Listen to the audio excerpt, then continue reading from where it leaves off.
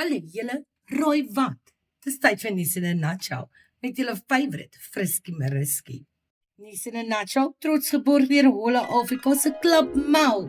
Link in my bio en speel responsibly. Let's go to news. Okay julle, almal jubel en juig. Okay, van die DA, AfriForum en obviously die Vryheidsfront want Julius Malema is uiteindelik skuldig bevind aan haatspraak. Volg na, onthou julle daai groot geveg in Brackenfell toe EFF-lede en ouers van die skool in 'n major fight gekom het, okay?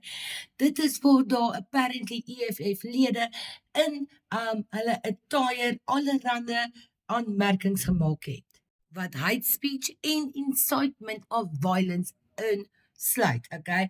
Hierdie voorval het in 2020 gebeur, maar in 2022 het verskeie members of the public, AfriForum sê hulle lede en Vryheidsfront het toe 'n saak van hate speech teen Malema oopgemaak by die Human Rights Commission. Vandag in die Equality Court in Kaapstad is hy skuldig bevind. Van die aanmerkings wat Malema gesê het is dat sometimes a revolutionary requires killings. Alhoewel hierdie saak niks te doen het met die Kill the Boer liedjie nie, het die Vryheidsfront mense gesê dat hulle dink hierdie pave the way om dit juist te verander.